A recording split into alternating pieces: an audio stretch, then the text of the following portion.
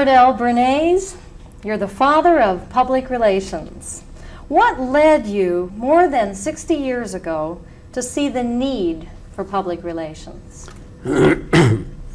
I was a member of the United States Committee on Public Information in World War I, and I worked with the committee to make this, the war to end all wars, which was Wilson's idea, and the war to make the world safe for democracy, and to popularize throughout the world the 14 points.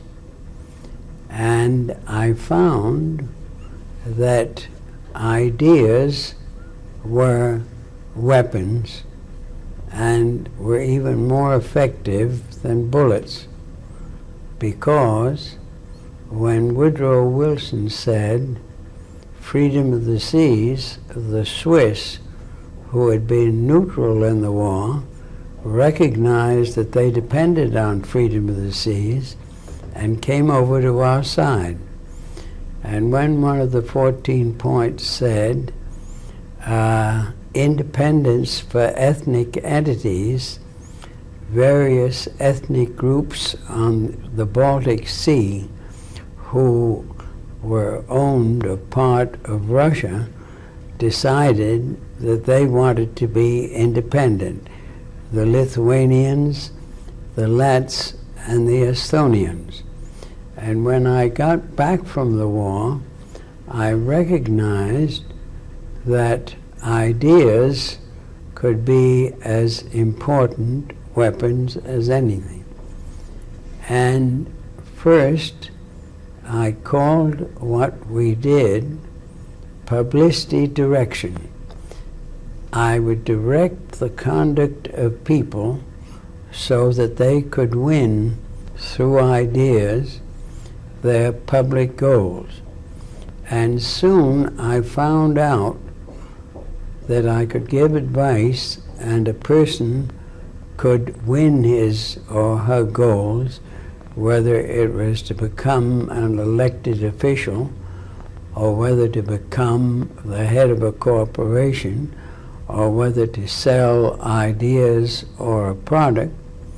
And I found out that one action that they might commit would destroy whatever reputation had been built up through public visibility. If a politician called somebody a Polak or a Chink, as I remember somebody did some years ago, they would lose their place in a democratic society. So I decided that if people wanted to meet their goals, which always depended on the public, even in the case of a hermit who had to be fed by somebody, that it was basically important to have actions considered as carefully as words. And we changed the name of what we did from publicity direction to counsel, which I took from lawyers, advice on public relations, which really means on their relationships with the public. And since everything in our society depends on the consent of other people than ourselves, it obviously was a field that would help people win their social goals. And I added the word social because I was not going to do this for the Ku Klux Klan or the Birch Society or Mr. Hitler, who asked me to work with him, or Mr. Somoza of Central America, or Mr. Franco of Spain, because I didn't think they fulfilled a social activity. Well, very soon after we did that, I decided that in order to get recognition for this concept, I should write a book on what it was all about And I wrote Crystallizing Public Opinion, and then I decided that the only thing that could not be bought in the United States at that time was a university lectureship, because at a university the thesis is that they will only give professorships or teacherships to people who serve the public interest. And I talked to New York University, and they said they would be glad to have the first lectureship on public relations. So you taught the first course in public relations and wrote the first book. textbook in public relations. Is that concept, engineering of public consent? That's your concept, and that's based on the Thomas Jefferson principle? That in a democratic society like our own, the consent of the public is basic to anyone's meeting his or her social goals. Do you also believe that the consent of the public is basic for corporate goals too? Well, obviously, if it's good for an individual, it's equally good for a corporation, and it's equally good for a hospital, or it's equally good for a child welfare institution, or it's equally good for a mental institution. And one reason why it is so important is that in the United States, every idea that wants to establish itself, whether it's to sell more paper cups that we worked with, or to make people more honest or more virtuous, depends on public consent. And so we worked out the engineering of consent, which applies to any social goal, but people who don't have social goals, unfortunately, can also employ it.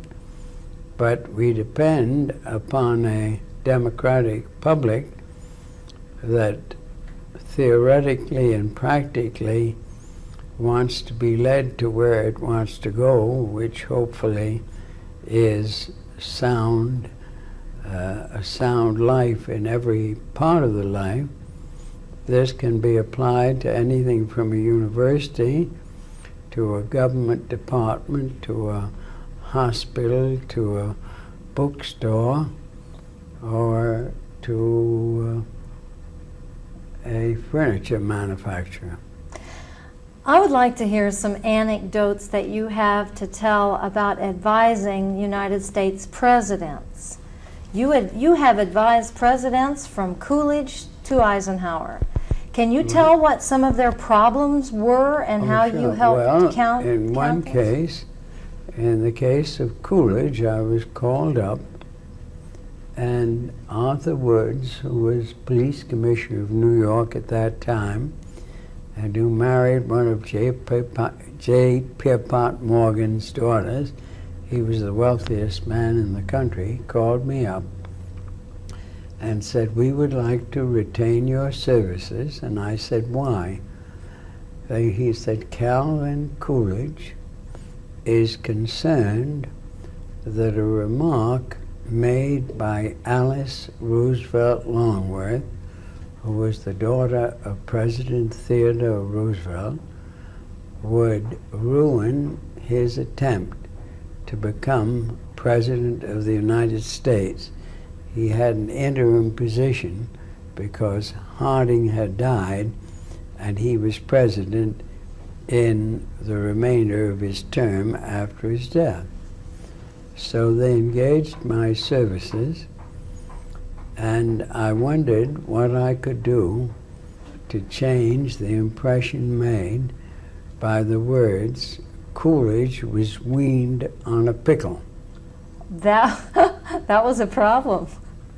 What did you do? And so I decided that at that time, actors and actresses did not quite belong to a family home or a family party, And I decided that if President Coolidge had breakfast with Al Jolson and the Dolly sisters, who were ecstasiastic dancers, and Charlotte Greenwood and other actors and actresses, the public would recognize that he was an extraordinary humanist kind of personality, and that obviously he couldn't have been weaned on a pickle. He must have been weaned on pure milk. And so what I did was to tell Colonel Woods to hire a couple of sleeping cars, Pullman cars, take them down to Washington overnight and have breakfast with Coolidge. And as these actors and actresses came in, I'd say, "What is your name?" And they'd say, "Al Jolson." "Mr. Jolson, President Coolidge." And we had no contact with the newspapers. They were the principal media. There was no radio and no television. And next morning, there wasn't a newspaper in this country, and there were about 2,000 dailies then, and 10,000 weeklies, that didn't have a front page story that says President Coolidge breakfasts at the White House with Al Jolson, the Dolly sisters, and other Broadway stars. And the New York Times, in its second headline, had the line which said, "President nearly laughs." And what the effect of it was, obviously, at that time, Gallup was not yet around, but Mr. Coolidge was elected President of the United States, and I have a letter from him hanging on my wall. Do you suppose most world leaders are advised by public relation councils today? Yes. Why is that important? It's basically important because people power rules every country, including Russia. The Tsar of the Russian, who was the most potent character in the world at the time of World War I, was assassinated when Mr. Stalin and Mr. Lenin and Mr. Trotsky came out of Switzerland, where they'd been during the war, and overthrew the Tsardom. That is an example of people power that shows that it's basic. When Ed Murrow made his talk against McCarthy, it was one of the principal elements in getting McCarthy out, who was after power. And people power is important whether you're selling goods, running a university, having a philosophy, a political or any type of philosophy, selling a book, wanting a career of importance. There are 431 different ideas aiming at you every day to do something different from what you did the day before. You wake up in the morning, and if you listen to radio, you hear the advertisements. You hear them now even on non-profit radio. You go downstairs and you open the television, and you get a tax on you to buy one kind of breakfast food, and then a tax to buy another, or to buy one kind of motor car and then another. You go out on the street and see a taxi cab advertising a local theater that's competing with each other, with another. You talk to a friend and he tells you not to use caffeine, but to use decaffeinated coffee.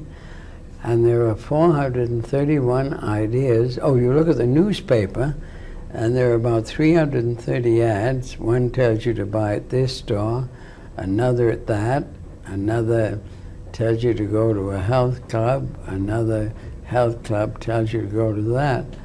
And here you are with 431 ideas, and most people who are going to achieve anything having a goal. Well, unless you can take that goal and organize your approaches to it, you may be lost in the shuffle of the ideas, because number one, you may be doing the wrong thing, and number two, you may not be doing the right thing. And unless you have an organized approach, for instance, if you wanted to become Barbara Walters, the way to achieve that is to practice what I call the engineering of consent of the public, towards achieving your social goal. Well, the first step in such an effort is to decide on your goal. In other words, in 5 years, you want to be the equivalent of the Barbara Walters of your time. The second step is to find out through research whether the goal that you have in mind is achievable. If your goal was to be Pope, your research would show you that you'd have to compromise by being in another denomination and not being Pope. The other element in the research, after you've found out whether it's possible, is to find out how to accomplish your goal. Well, research can find anything that can be found. If you should write to 10 of your role models and tell them, which would be true, that you're writing an article, how to achieve their eminence, that will be published in Broadcasting magazine, and you get them to accept it, obviously you will know how to achieve your goal. Then, after you've done that, your third step would be, if you find your goal is not attainable, you modify your goal to an attainable one that your research has shown you can attain. Your next step is to decide on strategy on how to get there. Your strategy can be defined by the 4 M's. How to use your mind power and to what extent, how to use your manpower and woman power, depending upon what you are. The next is how to use your mechanics in your strategy, which you get defined by your research. And the last M is how much money are you going to spend in out-of-pocket expenses to accomplish your goal. So mind power, manpower, mechanics, manpower and woman power. Mechanics and money are Those the are 4 the 4 M's. M's that are part of your strategy. After your strategy, the next number is organization. How much time are you going to give to it? And are you going to use any other resources, like employing a secretary when you need one, or a mailing bureau or whatever, or a researcher? After your organization, the next one is themes and appeals that you're going to use with the publics upon whom your success depends. And there, your research will tell you what their attitudes are towards your goal, what their ignorance is, the people who can determine it, what their apathies are, what their prejudices are, or what their ignorances are. So you develop your themes and appeals, and any good psychology will tell you what those themes and appeals should be, and you relate them to what your research found as to attitudes, ignorance, apathy, so on, of what you'd like to be. And then your next step is the timing and planning of your tactics. In other words, if you want to be Barbara Walters, you write your article as the first step. Your second step might be to make a speech at a university on the subject. Your third step might be to write an article for an important journal on the needs that the American public should satisfy in the spokesman for a sound point of view. And you develop the timing and tactics of your actions. You can either start with an important event. You might arrange to have a talk at Oxford on the importance of an important woman commentator, or you might make a survey and have 10 economists or historians talk about the importance to the American public of getting the truth and getting life interpreted in a way that will preserve the values of our society. And you work that out on a basis of timing and planning of tactics. If it's 5 years, you have a 5-year plan worked out. And the last is money. And those are your 8 steps. Mr. Bernays, did Richard Nixon have public relations people in the White House with him?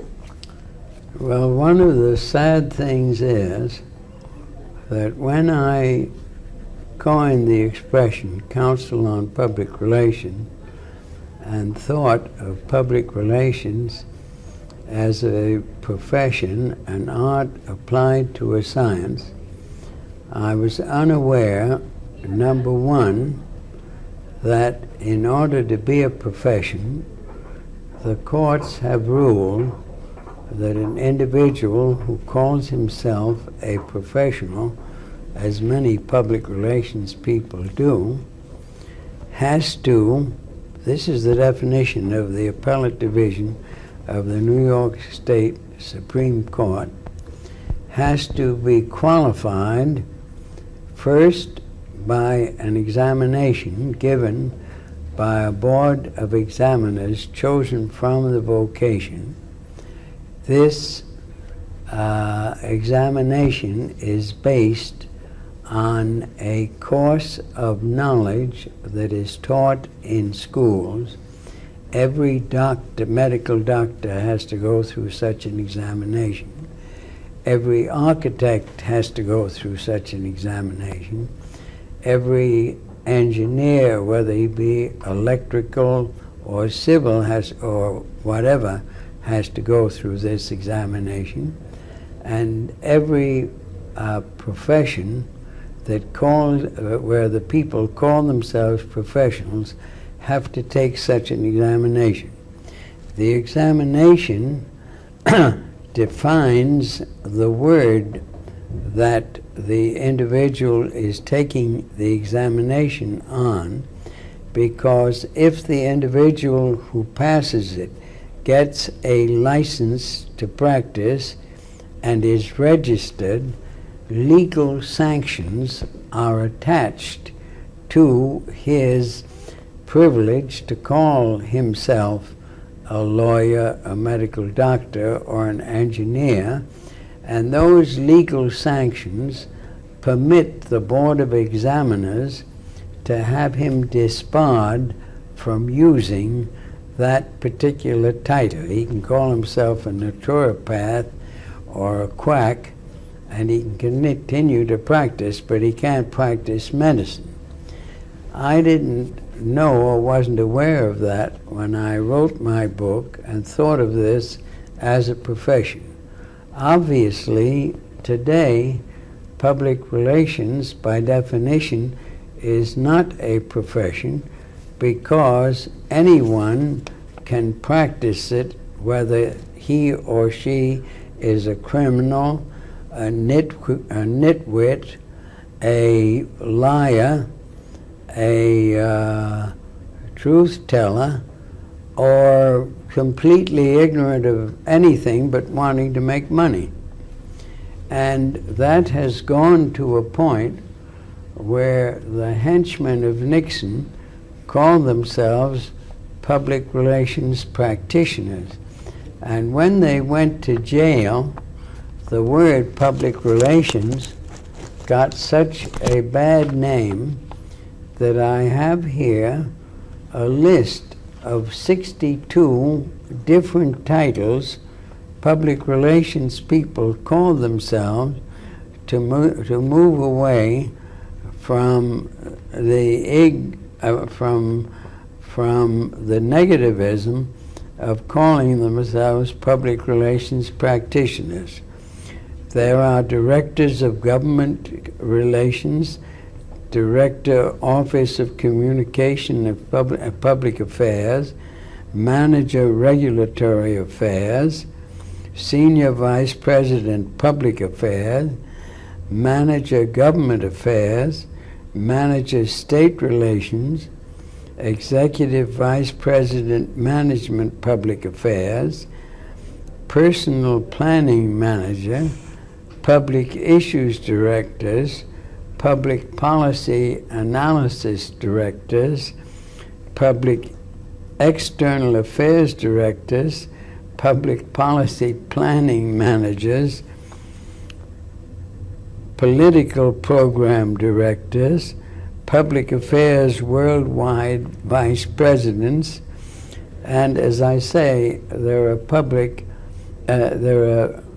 62 different terms. Anything but public relations because of the bad rap that they got. Because of the bad rap they got. On the other hand, the people who did this, in my estimation, are very stupid because none of these names and titles are registered and licensed. And if anyone calling himself a public issues director should perchance be a criminal and go to jail the way the Nixon public relations practitioners did, these poor people would all have to change their name again and redefine their activity. Well, now you've been spending quite a bit of time advocating the licensing of public relation professionals. What would licensing mean to your profession? Well, what licensing and registration with legal sanctions would do, it would define the term in a way so that on the one hand, a university couldn't say it was giving public relations courses when many universities that give them give courses on how to write releases for newspapers that compete with a wastebasket and that have no good sense or meaning anyway, because the psychologists have shown that people only accept in what they read what they a priori believe, that they accept nothing that they don't already believe, and that the only way to gain belief is first through research to find out whether they respond to authority, to reason, to persuasion, or to tradition. And here are universities advertising public relations courses that consist only of writing courses that compete for the wastebasket, but which, even if they are printed, may have the opposite effect of what they're intended to do. Now, what licensing and registration will do, it is not a government function except that it defines the terms legally, and anybody who breaks the definition of what he signs when he takes his oath of office is disbarred from using the term, so that the norms of the term are preserved. I decided I would make a historical study of how the terms came about, and I found that as early as the post-Reformation period in the Middle Ages, various guilds were established. These guilds, in order to protect themselves from impostors, decided that they would make very strict definition before a man could join the Barber Surgeon Guild.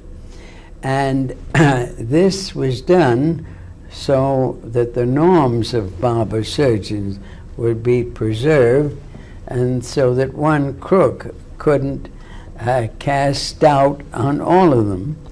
And it was also done so that anybody who called himself a barber, there were no herselfs at the time who were barber surgeons, had whatever education was available then to be that. Well, through the ages, from the Middle Ages to the early 19th century, all kinds of new specialized fields developed in England. Civil engineers, electrical engineers, mechanical engineers, certified public accountants, architects, lawyers, medical doctors. And they found that they were subject to impostors who on the one hand would hurt the public and on the other hand would hurt them because it was a reflection on them. So they went to Parliament to ask to be licensed and registered with legal sanctions for misbehavior. That came over to the United States, and doctors, lawyers, architects, certified public accountants went through that same process. I wish I had known in 1923 these facts, because then one could have done this, gotten states to organize boards of examiners who are not chosen from the state, they're chosen from people in the activity. They have the examination, and in turn, that means that any university that says it's teaching courses in public relations has to teach courses that will enable the individual to pass the examination, whether it be law, dentistry, certified public accountants, or whatever. We organized the Public Relations Committee for licensing and registration. That committee is now functioning. It is made up of 8 members, and we are all working. These are men who've been presidents of public relations chapters, and we are now working to get several states to initiate this. One of them will be Florida, another will be Rhode Island, and Connecticut.